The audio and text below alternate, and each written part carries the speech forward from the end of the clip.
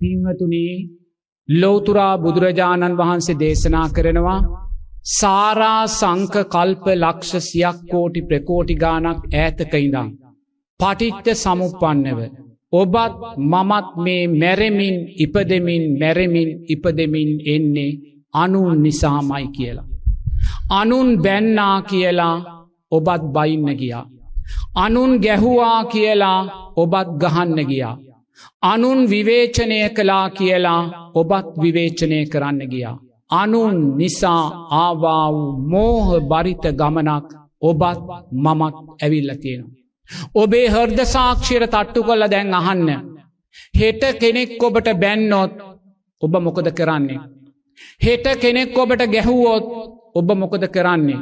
හෙට කෙනෙක් ඔබව විවේචනය කළොත් ඔබ මොකද කරන්නේ? පෙරලා ඔබත් ඒ දේම කරනවා.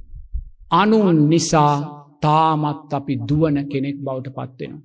බුදුරජාණන් වහන්සේ දේශනා කරනවා අනුන් නිසා නැවත දුවන්න එපා කියලා.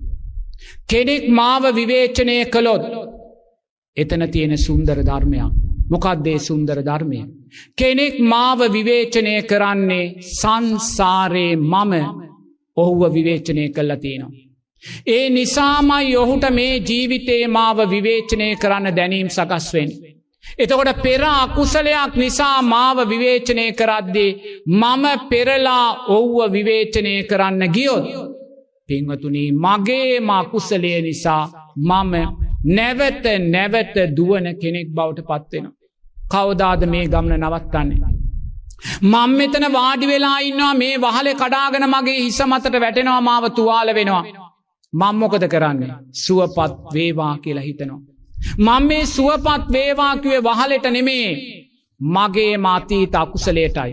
පින්වතුනි වහලේ නෙමේ මගේ හිස මතට කඩා වැටුනේ. වහලේ තුලින් කඩා වැටුනේ සංසාරයේ මං කළා වූ අකුසලයක විපාකයක්. මොකක්ද ඒ විපාකේ? මම සංසාරයේ දේශ සිතෙන් සංඝයාගේ හිස මතට වහලයක් කඩලා දාලා තිනවා. අන්න විපාකය ආවා. ඒ අතීත විපාකෙ මට එද්දී මං වහලේ හදපු බාසුන් නෑ හොයාගෙන ගිහිල්ලා ගහන්න බනින්න යනවනම් මගේම අකුසලය නිසා මම නැවත නැවත අකුසල් කරගන්න කෙනෙක් බවට පත් වෙනවා. මං අර කුටිවල වැඩ ඉන්නකොට වඳුරු ඇවිල්ලා රිලව් ඇවිල්ලා වහලේ උඩ උළු වල දඟලනවා උළු කඩනවා. මම මොකද කරන්නේ? සුවපත් වේවා කියලා එළවල දානවා. ඇයි පින්වතුනි? වඳුරෙක් වහලේ උඩ දඟලද්දී එතන සුන්දර ධර්මයක් තියෙනවා. ඒ ධර්මය දකින්න නම් සම්මා දිට්ඨිය තියෙන්න ඕනේ. කර්මය කර්මඵල විශ්වාසය අපිට තියෙන්න ඕනේ.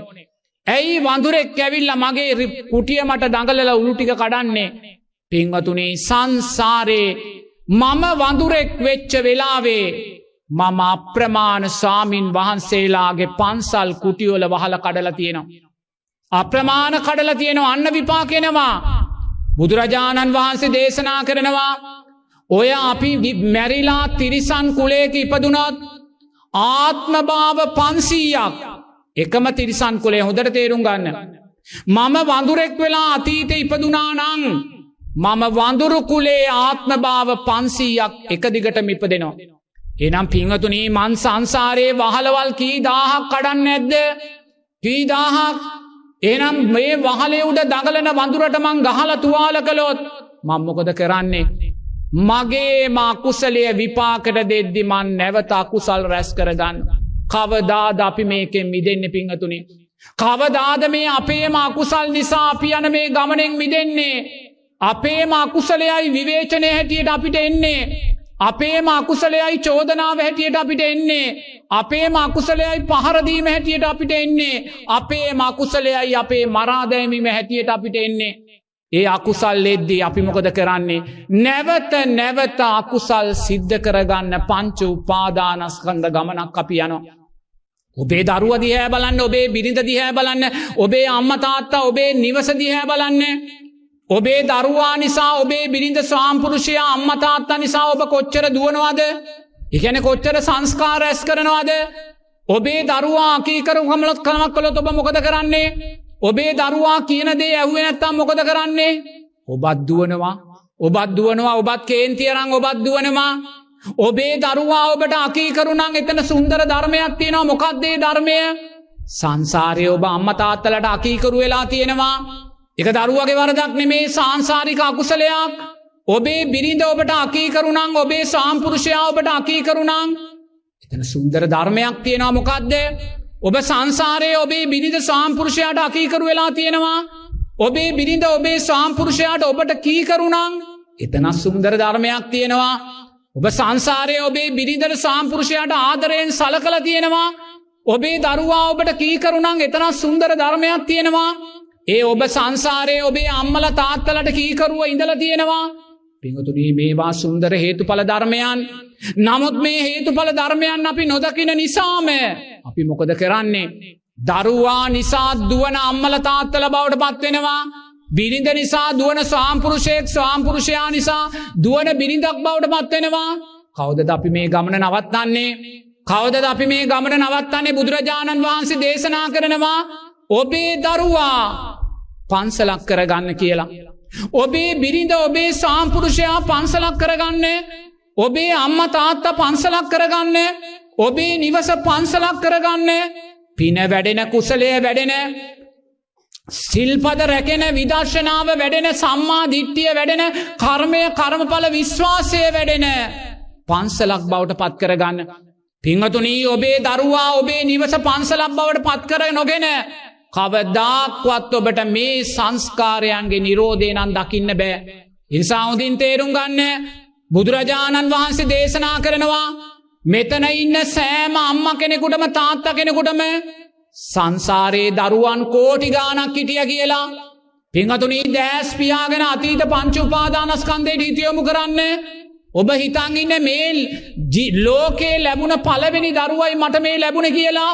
නමුත් බුදුරජාණන් වහන්සේ දේශනා කරනවා මෙතන ඉන්න සෑම අම්මා කෙනෙක්, තාත්තා කෙනෙක්ම සංසාරේ දරුවන් උදෙසා හෙළු කඳුළු මහසාගරයේ ජලයට වැඩි කියලා.